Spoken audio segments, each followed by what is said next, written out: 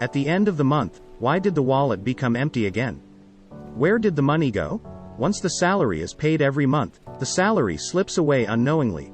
To accumulate wealth, you must learn to reduce expenditure and control your own consumption habits before you are qualified to talk about investment and create wealth freedom. The following are 7 psychological techniques for saving money effectively so that you can learn to control your income step by step, avoid consumption traps, and create the basic conditions for economic autonomy.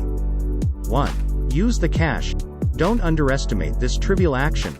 People are emotional animals and will be emotionally dependent on the banknotes they touch. When you give out banknotes, you will have a heartache.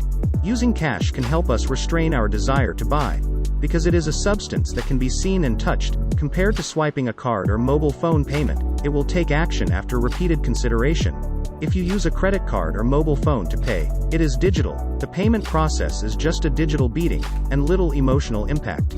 Therefore, when spending money, they are unlikely to think so much, nor are they able to restrict their consumption behavior. It is recommended to withdraw only a limited amount each week. For example, you can only use $200 to $300 per week. Take the money out of the bank and tell yourself that you can only spend that money this week. This can effectively curb self-pay. 2. Convert price to hourly income. Everyone has something they want to buy. Clothes, shoes, bags, etc. When you want to buy an item, convert the price of the item into your hourly salary. Suppose the price of this pair of sneakers is $500, and your hourly salary is only $20. Then ask yourself if it's worth working for this pair of sneakers for 25 hours. When you want to buy luxury goods, try to ask yourself this question. This will make you think that it is not cost-effective to replace these items with such a long time. Of course, you can still buy the things you want to buy. But to measure whether it is worthwhile to spend such a long time and labor to buy luxury goods, at this time, you will have an extra layer of consideration when spending. Don't spend money casually because of immediate emotional impulse, but think carefully about whether it is worth spending so much time, energy, and opportunity cost to exchange this thing. 3. Ignore promotions. Promotions are something we encounter every day, whether it is the internet, TV, or shopping malls. Those products are like a daily promotion. Some people get more and more excited as they watch them, so they immediately place orders. I will force myself not to watch ads and only buy the things I wrote on my shopping list. Avoiding promotional activities is a relatively negative technique. When you reduce the number of times you see advertisements, you will be less likely to buy things impulsively. Make a shopping list before shopping, and don't buy extra incidentally things, such as buying an extra pack of gum at the cashier, or an extra cup of great coffee. This idea of buying incidentally will cause additional expenses for yourself. Over time, it will cause a lot of expenses.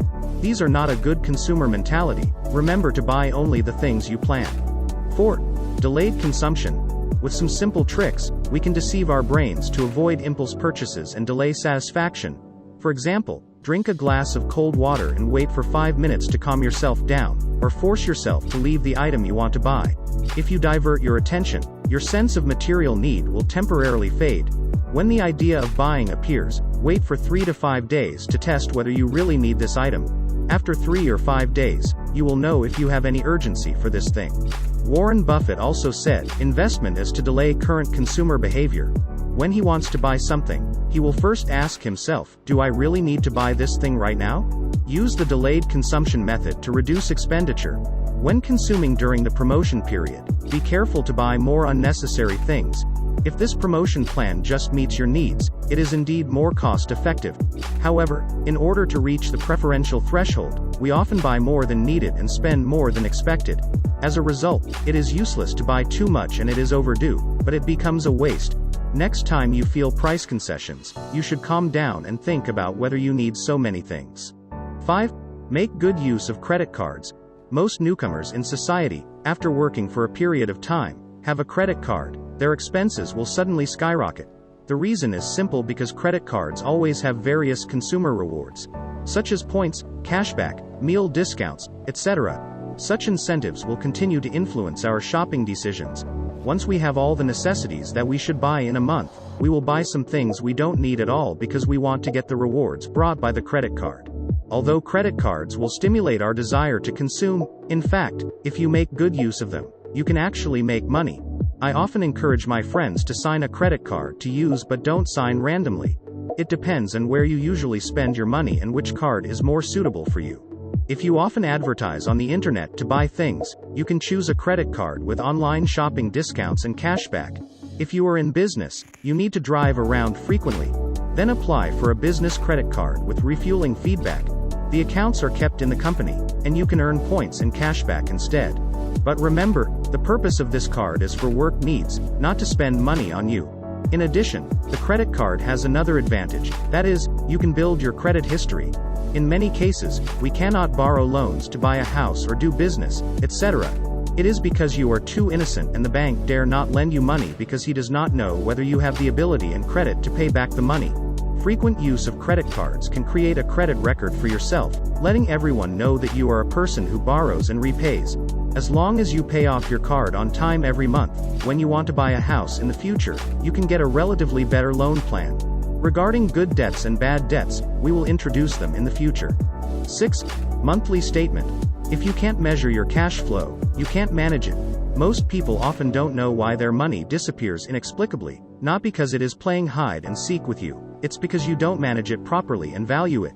When you record the expenditure of each item of expenditure each month, you can clearly know where your money has gone, and you can also know what unpredictable expenditures you often have. For example, temporary parties, gas bills, clothing, etc. Check your monthly statement every month to understand where you spend your money, whether it is similar to what you expected, or if there is a part where you spend too much, you need to control it. You can record each income and expenditure on a financial management app so that every month there will be images and data that tell you clearly and remind you of your spending habits. 7. Income distribution. Under normal circumstances, you can divide your income into 6 points. Put 10% into your fun account for recreation or to do something you have never done before. I mean sky jump, not the crime. Put 10% into your education fund to improve your abilities. Put 10% into your dedication account to help others. Put 10% into your financial freedom account for investment and passive income creation. Put 10% into a long-term deposit account to prevent unexpected needs. Finally, the remaining 50% is used for daily expenses. If you find that 50% of your income is not enough to cover your daily expenses, then you have to take a good look at your spending habits. You don't need a lot of money to support living expenses.